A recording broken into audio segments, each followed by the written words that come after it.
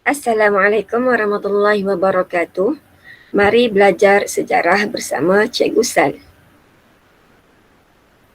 Hari ini kita akan teruskan pembelajaran kita untuk tajuk yang pertama, iaitu Mari Belajar Sejarah di bawah unit 1, Mengenali Sejarah. Kamu boleh buka buku teks kamu di muka surat 2.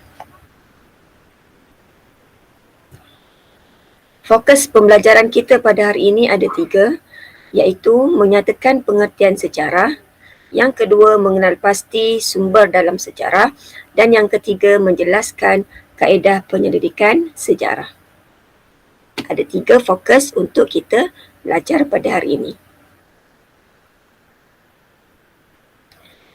Fokus yang pertama iaitu maksud sejarah. Apa yang dimaksudkan dengan sejarah? Baik, sejarah ialah peristiwa yang benar-benar berlaku pada masa lalu. Maksudnya, apa sahaja peristiwa yang dah berlaku ataupun yang dah berlalu dikira sebagai sejarah. Baik. Contohnya, peristiwa semalam. Kamu ada sambutan hari jadi. Peristiwa semalam itu telah menjadi sejarah. Boleh faham? Okey. Kita memahami pula pandangan sejarawan tentang maksud sejarah. Okey, terdapat 5 sejarawan yang memberi pendapat tentang maksud sejarah. Yang pertama, sejarawan Herodotus. Herodotus menyatakan sejarah merupakan penceritaan tentang tindakan manusia dan sebab-sebab mereka melakukannya. Baik, Ibn Khaldun pula menyatakan sejarah membicarakan peradaban manusia dan perubahan yang berlaku.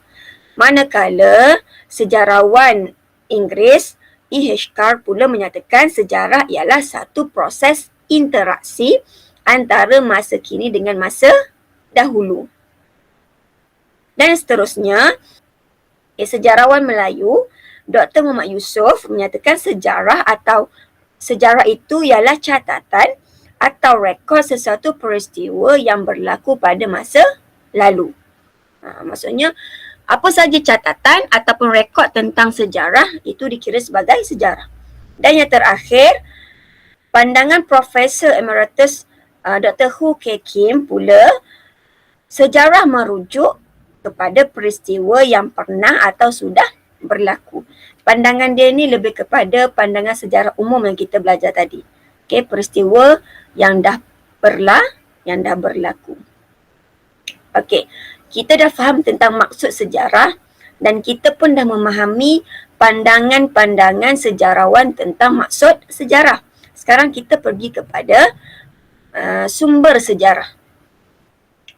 Apa itu sumber sejarah? Sumber sejarah ialah sumber yang memberi maklumat tepat tentang sesuatu peristiwa yang berlaku.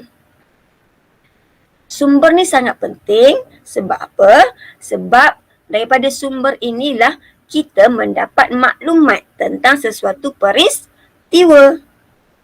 Okey. Sumber ni pula terbahagi kepada 2. Ini dia. Sumber sejarah terbahagi kepada 2. Sumber primer dan juga sumber sekunder. Apa itu sumber primer? Sumber primer ialah sumber utama atau sumber pertama. Yang mana sumber ini adalah dalam bentuk asal ataupun sumber ini belum diolah. Contoh, fosil. Fosil ialah tinggalan tumbuhan ataupun tinggalan berbentuk tumbuhan ataupun haiwan yang dijumpai di sesuatu penempatan, contohnya di gua. Jadi fosil yang dijumpai itu adalah dalam bentuk asal. Jadi fosil ini dikategori sebagai sumber primer. Boleh faham? Dan sumber sekunder ialah sumber kedua. Sumber kedua ni dalam bentuk penulisan yang dihasilkan daripada sumber asal tadi. kita dah jumpa fosil, pengkaji pun kaji tentang fosil tersebut, maka dia pun buat catatan ataupun penulisan. Penulisan itu dah dikira sebagai sumber kedua. Faham? Seterusnya, apa contoh sumber prima? Contoh sumber prima ialah fosil, cikgu ada sebutkan tadi, artifak, manuskrip dan juga dokumen rasmi. Fosil ialah tinggalan tumbuhan ataupun haiwan yang terawet. Okay? Kalau boleh tengok di gambar itu, ada dua gambar yang cikgu masukkan di dalam slide. Yang pertama, gambar haiwan. Betul? Dan yang kedua itu gambar tumbuhan. Okey. Gambar haiwan itu adalah gambar haiwan yang terletak di atas kepingan batu yang dijumpai oleh para pengkaji. Kemudian, dan yang di kanan itu adalah fosil ranting daun. Fosil ranting daun. Yang mana fosil ini dijumpai di Kota Gelanggi Jerantut. Fosil tumbuhan ini dijumpai di Kota Gelanggi Jerantut. Tak jauh dah dengan tempat kita kan, di Pahang juga. Dan berdekatan dengan daerah Lipis. Fosil ini dijumpai di Kota Gelanggi Jerantut. Fosil ini merupakan sumber prima, sumber utama yang mana dijumpai dalam keadaan asal dan tidak diolah, cuma diawetkan supaya bentuk dia tidak hilang. Bentuk dia tidak hilang. Jadi bila tidak hilang, kita di zaman sekarang boleh lihat hasil tinggalan sejarah orang dulu. Boleh faham? Yang kedua, sumber prima yang kedua ialah artifak. Artifak tu apa? Artifak ialah hasil ciptaan manusia seperti alat batu, tembikar, senjata dan juga duit shilling. Di gambar sebelah tu, cikgu bagi contoh duit shilling. Itu ialah duit shilling emas. Kalau awak lihat di permukaan hadapan tu ada gambar. Kamu rasa gambar apa? Betul, gambar itu adalah gambar haiwan. Haiwan kijang. Okey, itu adalah duit shilling yang diukir dengan gambar kijang emas dan di belakang dia ada perkataan Malik Al-Adil dalam tulisan Jawi.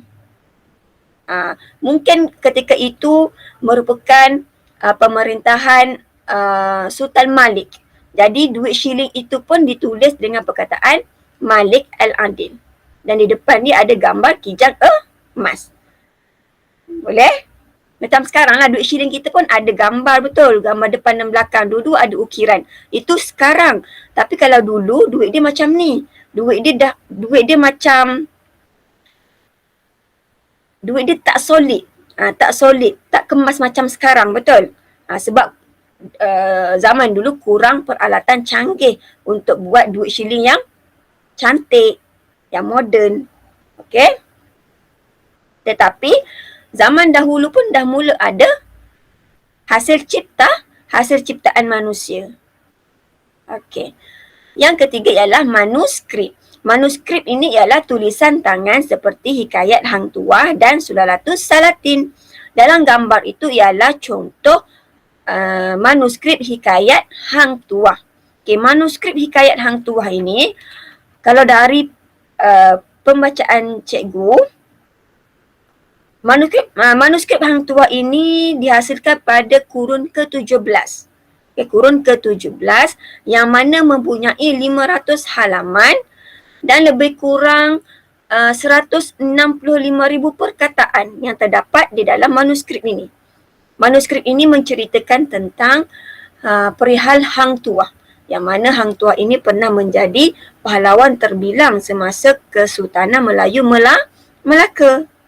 Okey, boleh faham? Okey, cerita tentang Hang Tuah ini telah ditulis dan telah menjadi satu manuskrip. dan telah menjadi satu sumber prima kepada pengkaji. Yang ketiga, yang keempat iaitu dokumen rasmi.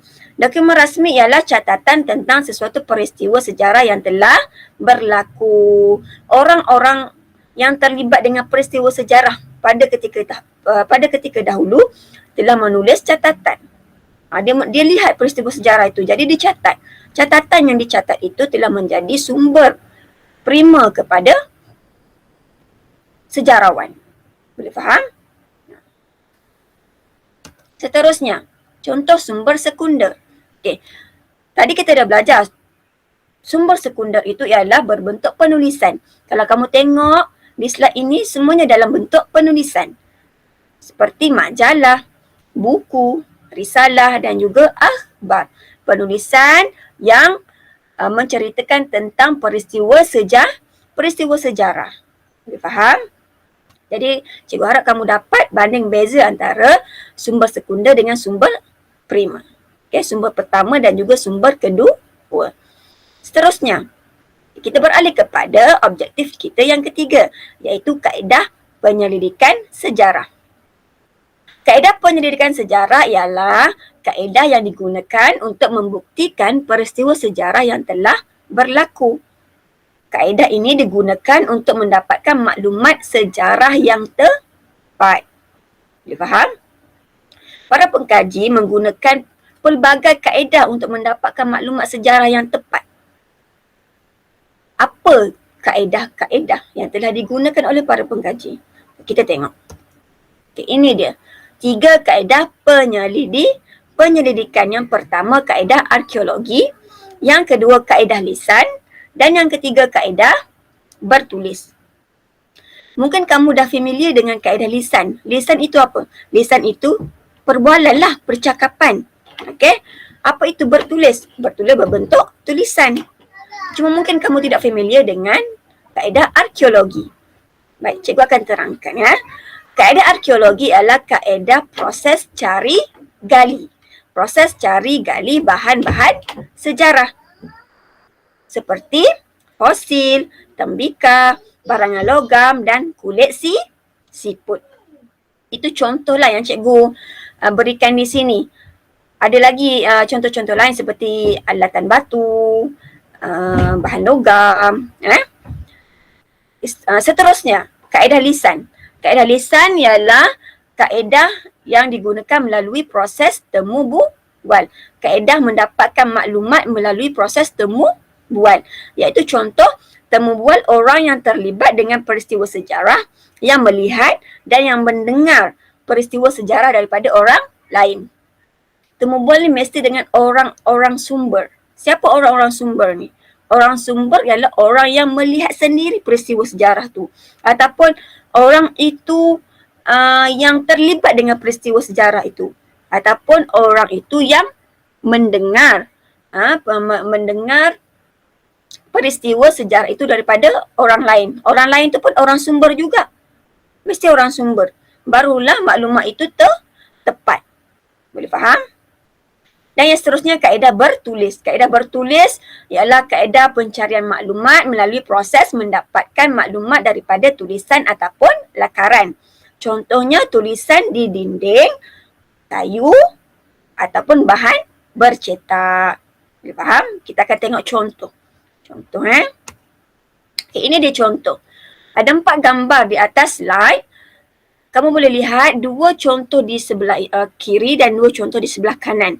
2 contoh di sebelah kiri itu adalah contoh kaedah arkeologi yang dilakukan oleh para pengkaji di suatu tempat penempatan manusia zaman prasejarah. Kalau kamu lihat, kamu boleh cam itu di gua. Di gua. Okay, mereka mencari gali, mereka mengkorek tanah lah. Dia korek tanah, dicari-cari gali supaya dapat jumpa bahan-bahan tinggalan sejarah oleh manusia-manusia dulu. Okay. Kalau kamu lihat dalam bekas warna biru itu adalah alatan batu. Alatan batu yang digunakan oleh manusia pada ketika dulu. Mereka dah jumpa. Okay. kalau dalam pembacaan cikgu, pencarian cikgu, proses cari gali ini berlaku di Gua Pelangi. Okey. Gua Pelangi, Jelebu Negeri Sembilan. Proses cari gali ini berlaku di Gua Pelangi, Jelebu Negeri Sembilan. Yang mana gua ini pernah diduduki oleh manusia zaman prasejarah. Sebab itulah para pekaji boleh jumpa bahan-bahan artifak ni. Okey, bahan-bahan artifak. Di mana ada penempatan manusia, di situ mesti ada bahan tinggalan sejarah. Boleh faham? Dan di sebelah itu ada lakaran ataupun lukisan. Okey, lakaran atau lukisan tadi itu dalam kaedah mana? Betul. Lakaran atau lukisan dalam kaedah bertulis. Betul, dalam kaedah bertulis. Kalau kamu lihat, ya, itu merupakan lakaran yang terdapat di dinding. Di dinding Gua Tambun. Di dinding Gua Tambun ada lakaran seperti binatang di situ, beberapa binatang. Baik. Dan dipercayai lukisan ini berusia 3,000 hingga 4,000 tahun dahulu. Maksudnya dah lama lukisan ini dilukis. 3,000 hingga 4,000 tahun dahulu. Pada zaman kalau ikut catatan di sini, pada zaman Neolitik. Zaman Neolitik ni kamu jangan risau, kita akan belajar dalam unit-unit yang seterusnya. Okey.